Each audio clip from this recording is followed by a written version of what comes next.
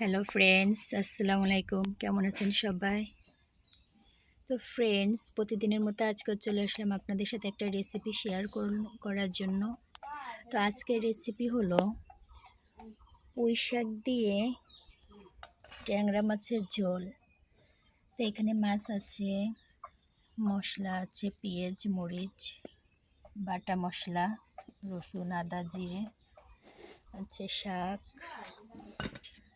তো বন্ধুরা, রান্নার জন্য কড়াইতে চলে আসলাম। কড়াইতে তেল দিয়ে দিচ্ছি। তেলটা গরম হয়ে যাওয়ার পরে দিয়ে দেব।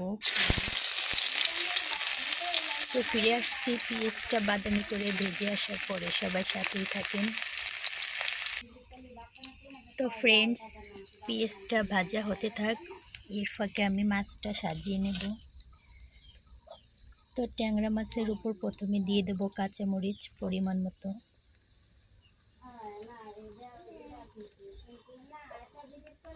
তারপরে দিয়ে দেবো 1 চামচ নুন,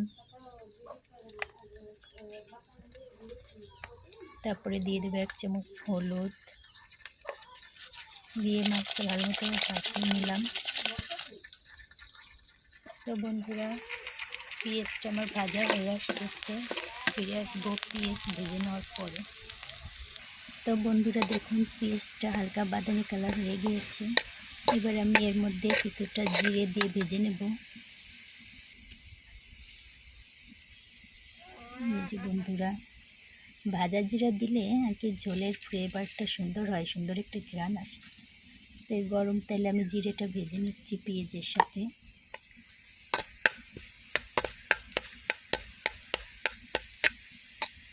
এবার এগুলো উঠিয়ে নেব। তো বন্ধুরা, আমি ফোড়ানিটা উঠিয়ে নিয়েছি।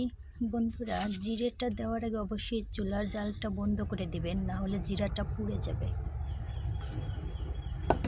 তো এবার আমি একে একে বাটা মশলাগুলো দিয়ে দেব।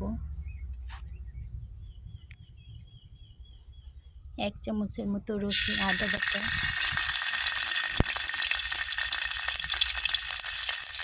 1 চামচের মতো রসুন বাটা, 1 চামচের মতো জিরা বাটা, দিয়ে সামান্য নুন আর হলুদ দিয়ে কিছুক্ষণ নাড়াচাড়া দিয়ে ভেজে নেব। তো ফ্রেন্ডস, তেল দিয়ে ভেজে নেওয়ার পরে সামান্য একটু পানি দিয়ে আবার একটু ভেজে নেব, যাতে মশলার পাতা জিনিসটা চলে যায়। তো বন্ধুরা, পানি দিয়ে মশলাটা আমার ভেজে নেওয়া হয়ে গেছে। এই পর্যায়ে আমি দিয়ে দেবো সাজিয়ে রাখা ট্যাংরা মাছগুলো, দিয়ে সামান্য নাড়াচাড়া দিয়ে তারপরে দিয়ে দেবো কষানোর পানি। সবাই সাথে থাকে প্লিজ। তো বন্ধুরা, এবার দিয়ে দিলাম কষানোর পানি। এটা আপনারা আপনাদের পরিমাণ মতো দিয়ে দেবেন।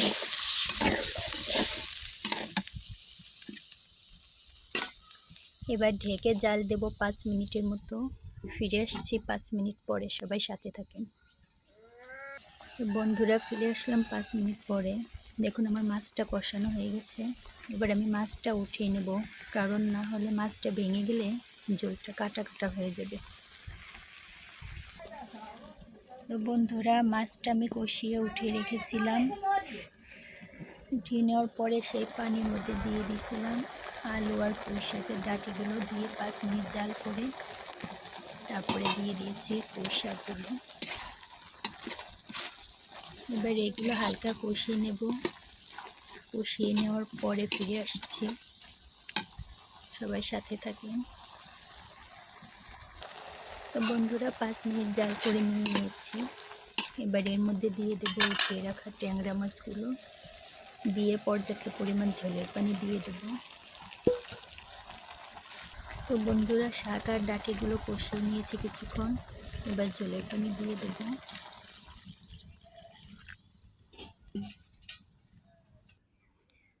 তো বন্ধুরা, এই পর্যায়ে আমি ভেজে রাখা পেঁয়াজ আর জিরেটা বেটে নেব, যেহেতু এটা আমি ঝোল হয়ে আসার কিছুক্ষণ আগে দিয়ে দেব ফোড়ানি হিসেবে। তো বন্ধুরা দেখুন, মশলাটা আমি বেটে নিয়েছি।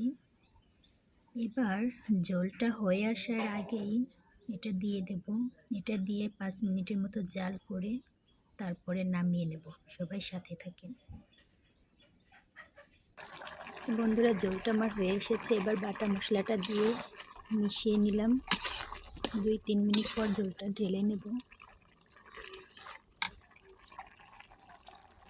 তো বন্ধুরা, মশলাটা দিয়ে আমি 2 মিনিট জাল করে নেওয়ার পরে ঝোলটা নামিয়ে নিয়েছি।